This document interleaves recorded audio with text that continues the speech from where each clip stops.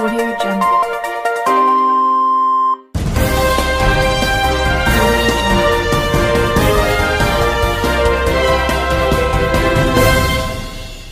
నమస్కారం RK communication city news కి స్వాగతం.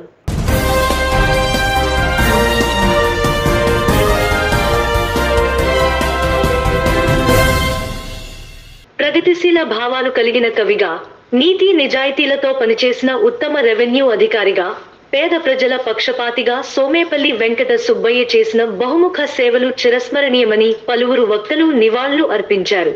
ఇటీవల గుంటూరులో కన్నుమూసిన విశ్రాంత డిప్యూటీ కలెక్టర్, కవి సోమేపల్లి వెంకట సుబ్బయ్య సంస్మరణ సభ తాడేపల్లిగూడెం బీవీఆర్ కళా కేంద్రం ఆధ్వర్యంలో కేంద్రం ఆవరణలో ఆదివారం జరిగింది.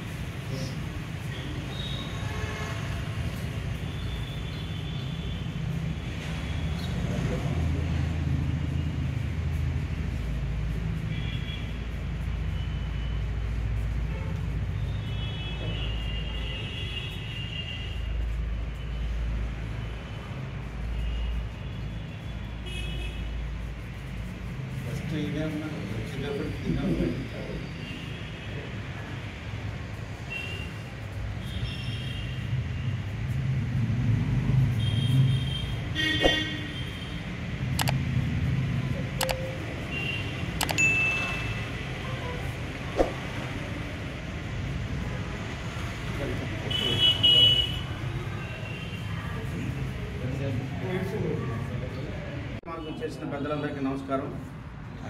ఈరోజు మన బీవీఆర్ కళా కేంద్రంలో నిర్వహిస్తున్నటువంటి శ్రీ సోమేపల్లి వెంకట సుబ్బయ్య గారు, రిటైర్డ్ స్పెషల్ డిప్యూటీ కలెక్టర్, సాహితీవేత్త, అలాగే ఆయన మరి ఉద్యోగానికి రాకపూర్వం ఒక జర్నలిస్టుగా పనిచేసి విభిన్న రంగాల్లో ప్రజలకు విశేషమైనటువంటి సేవలు గడించి ఒక నిస్వార్థమైనటువంటి ఒక వ్యక్తిగా ఆయన ఉద్యోగ జీవితాన్ని నిర్వహించినటువంటి గొప్ప ఆదర్శవాది.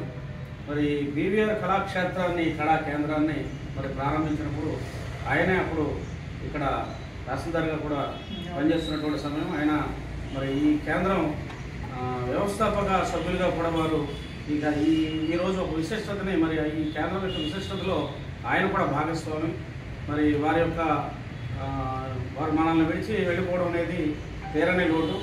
నల్లజల్ల మండలం అనంతపల్లిలో స్వర్ణదుర్గ ఆశ్రమంలో విచిత్ర సంఘటన. సుబ్రహ్మణ్య స్వామి ఆలయంలో నాగుపాము బుసలు ఉదయం నుంచి పడగా విప్పి బుసలు కొడుతున్న త్రాచుపాము ఉదయం 7 గంటలు లా నుంచి విగ్రహాలపై అలానే నిలబడి భక్తులకి దర్శనం ఇస్తున్న నాగుపాము భారీగా తరలి వస్తున్న భక్తులు.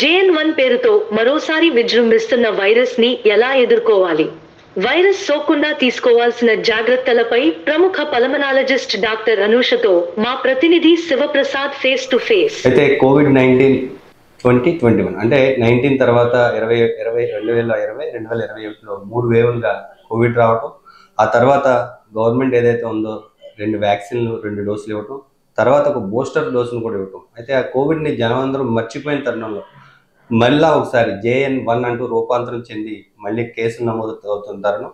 కేరళలో అత్యధికంగా ఏదైతే అయ్యప్ప స్వామి భక్తులు ఉన్నారో వాళ్ళ వద్ద వ్యాప్తి అధికంగా ఉండడంతో కేంద్ర రాష్ట్ర ప్రభుత్వాలు ప్రస్తుతం దీని మీద దృష్టి సారించాయి. అయితే ఈ వేరియంట్ కోవిడ్కి ఏంటి సంబంధం, ఆ తర్వాత తీసుకోవాల్సిన జాగ్రత్తలు, దీనివల్ల ఎటువంటి ఇబ్బందులు ఉన్నాయని దాని మీద డాక్టర్ గారిని అడిగి తెలుసుకునే ప్రయత్నం చేద్దాం. నమస్కారం మేడం. నమస్తే అండి, నేను doctor Anusha, pulmonologist, star hospital గూడెంలో చేస్తున్నాను. సో ఇప్పుడు ఉన్న వైరస్ పేరు మనకు వచ్చేసి JN1 వైరస్ అండి. సో దీనికి కోవిడ్ మన లాస్ట్ వేరియంట్స్కి సంబంధం ఏంటి అని అంటే మనకి మ్యూటేషన్స్ జరుగుతూ ఉంటాయి. మనకి స్పైక్ ప్రోటీన్స్ అని చెప్పి ఉంటాయి, ఆల్రెడీ లాస్ట్ టైం మన కోవిడ్ వైరస్ ఉన్నవి. సో దాని మీద మ్యూటేషన్స్ అంటే జన్యు మార్పిడి. సో జన్యు మార్పిడి జరిగి ఇవి ఉత్పత్తి చెందుతాయి, కణాలు ఉత్పత్తి అంటారు. సో జన్యు మార్పిడి జరిగి ఇవల్యూషన్ ప్రాసెస్లో వచ్చిన వైరస్సే ఇప్పుడు ఇది JN1 వైరస్ అంటారు. సో ఇప్పుడు దానికి దీనికి సంబంధం ఉందా అని అంటే దాని నుంచి పుట్టిన వైరస్సే, కాకపోతే మనకి WHO వాళ్ళు చెప్పింది ఏంటంటే ఇది ఒక స్టాండ్ అలోన్ వేరియంట్.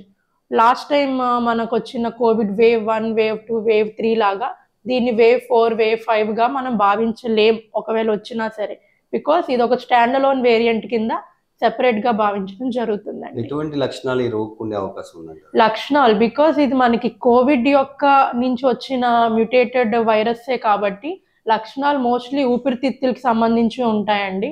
కాకపోతే అప్పర్ రెస్పిరేటరీ ట్రాక్ట్ కూడా ఉంటాయి, అంటే గొంతుకు సంబంధించినవి. సో మెయిన్ వచ్చేసి సోర్ థ్రోట్, హెడేక్, ఫీవర్, ఒళ్ళు నొప్పులు ఇవి కామన్. సో ఇట్లాంటివి రన్నింగ్ నోస్, జలుబు రావడము. సో ఇవి ఏమన్నా ఉన్నాయి అని అంటే ఖచ్చితంగా అప్రమత్తంగా ఉండాలి. మనం వింటర్ కదా, చలికాలంలో మామూలుగా వచ్చే జలుబు దగ్గు అని చెప్పి తీసి పాడేయడానికి లేదు. ఈ ఊపిరితిత్తులతో పాటు దీనికి ఈ JN1 వైరస్కి చిన్న జీర్ణకోశ సమస్యలు కూడా వస్తాయి అని అవకాశాలు ఉన్నాయి. ఆల్రెడీ మన అమెరికాలో అండ్ చైనా, న్యూజిలాండ్లో వచ్చిన ఇన్ఫర్మేషన్ ప్రకారం కొద్దిపాటి జీర్ణకోశ సమస్యలు కూడా అంత పెద్ద సమస్యలు కాదు. మోషన్స్ లాగా రావడము, లేకపోతే కాన్స్టిపేషన్ అవ్వడం, మలబద్ధకం లాంటివి, ఇట్లాంటి చిన్న సమస్యలు కూడా ఈ JN1 వైరస్ యొక్క లక్షణంగా భావిస్తారు. వైరస్ వ్యాప్తి కోవిడ్ లాగే మాట్లాడుకోవడం. అవునండి. సో ఇది డ్రాప్లెట్ ఇన్ఫెక్షన్ ద్వారా జరుగుతుంది. సో ఇది ఖచ్చితంగా డ్రాప్లెట్ ఇన్ఫెక్షన్, అది 100% షూర్.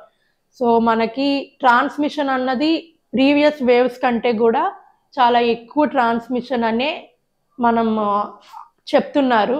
వ్యాధి ఇప్పుడు పాత కోవిడ్ వైరస్ లాగానే వ్యాప్తి చెందే అవకాశాలు దేని ద్వారా ఎక్కువ వ్యాప్తి చెందే అవకాశాలు ఉంటాయి? ఇది డ్రాప్లెట్ ఇన్ఫెక్షన్ ద్వారానే అండి, అంటే మన మాటల ద్వారా, మన సెలైవా ద్వారానే వ్యాప్తి చెందుతుంది. సో మనకి మాస్కులు పెట్టుకోవడము, ఈ శానిటైజేషన్ కానీ ఇవన్నీ కంపల్సరీ. మనం కోవిడ్లో ఎట్లా అయితే పాటించామో అవన్నీ పాటించాలి. ఆల్రెడీ ఇతర దేశాల్లో వచ్చిన రిపోర్ట్స్ ప్రకారం ఏంటి అని అంటే ఇది చాలా త్వరగా వ్యాప్తి చెందుతుంది. తాడేపల్లిగూడెం జడ్పీ హై స్కూల్లో 1983-84 సంవత్సరంలో 10వ తరగతి విద్యనభ్యసించిన పూర్వ విద్యార్థులందరూ 40 వసంతాలు పూర్తి అయిన సందర్భంగా సమావేశమయ్యారు. తాడేపల్లిగూడెం సుబ్బారావుపేట గుండం వేణుగోపాల్ ఫంక్షన్ హాల్లో ఆదివారం ఉదయం నుంచి సాయంత్రం వరకు ఈ కార్యక్రమం సాగింది. ఉయ్యూరు భాస్కరరావు మిత్రబృందం సారథ్యమయించారు. ఈ కార్యక్రమంలో పందిళ్లపల్లి శ్రీనివాసరావు, గురజాడ ఆనంద్ కుమార్, జీకే, యద్దనపూడి కోటేశ్వరరావు, తోరం శ్రీనివాసరావు, నాదెండ్ల శశి, మున్సిపల్ మాజీ కౌన్సిలర్ పైబోయిన వైదేహి, సమయమంత్రి సత్యనారాయణ మూర్తి, తమ్మిశెట్టి సత్యనారాయణ, తాటికొండ శ్రీనివాసరావు తదితరులు పాల్గొన్నారు. ఈ వార్తలు ఇంతటితో సమాప్తం. నమస్కారం.